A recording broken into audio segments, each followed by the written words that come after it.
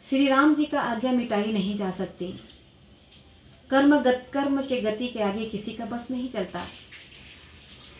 सुमंत्र जी श्री राम प्रभु के चरणों में प्रणाम करते हैं, सीता मैया के चरणों में प्रणाम करके ऐसे लौटते हैं जैसे एक व्यापारी अपने धन दौलत सब कुछ गंवा देता है। रथ घुमा करके लेते हैं और घोड़ा श्री राम प्रभु की तरफ देख करके हिननाता है। सोचिए कि एक पशु पंछी जब उनका ये इतना व्याकुल हो गए हैं तो उनके माता पिता का क्या हाल होगा, अयोध्या वासियों का क्या हाल होगा। निषाद विषाद होकर सिर पीट पीट कर रह गए। फिर श्री राम प्रभु गंगा तट पर गए और वहाँ रुके और केवट से कहते हैं, केवट हमें गंगा पार लगा दो। देखिए श्री राम प्रभु केवट से कैसे निहोरा कर रहे हैं। केवट कहता है कि श्री राम प्रभु से कहता है, प्रभु मैं आपको अपना नाव छूने नहीं दूंगा और अपने नाव पर बैठने नहीं दूंगा। श्री राम प्रभु पूछते हैं क्यों?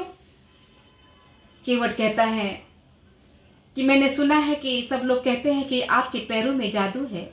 अगर आप मेरा नाव छू देंगे तो मेरा नाव नारी बन जाएगा, और जब वो नारी बन जाएगा तो मेरा रोजी रोटी कैसे चलेगा, मेरा घर परिवार कैसे खाएंगे पिएंगे, इसी के भरोसे तो मैं 2 पैसा कमाता हूँ।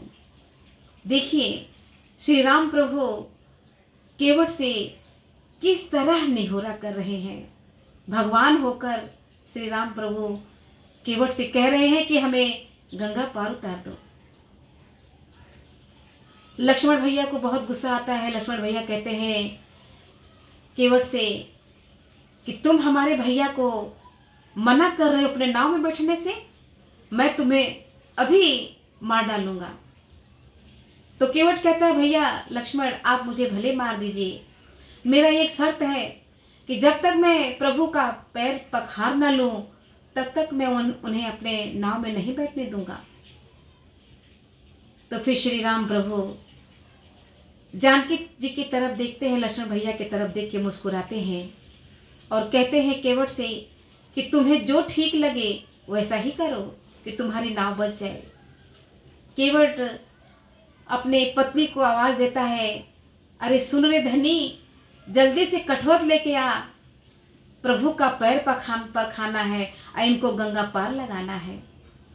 तो उनकी पत्नी कठवत लेके आती है। केवट गंगा जल लेकर के उनके पैर पखारते हैं, उनके पैर धोते हैं प्रभु के, और वो पानी लेकर के गंगा जल अपने पीते हैं, अपने बच्चों को पिलाते हैं और अपने पति को पिलाते हैं। सब धन्य हो जाते हैं। श्री राम प्रभु के पैर धो कर के पी करके वो धन्य हो जाते हैं। फिर केवट श्री राम प्रभु को नाव में बिठाता है और लेके चलता है गंगा पार कराने। तो कहता है, मेरी नैया में सीताराम, मेरी नैया में सीताराम, गंगा मैया धीरे बहो, मेरी नैया में सीताराम,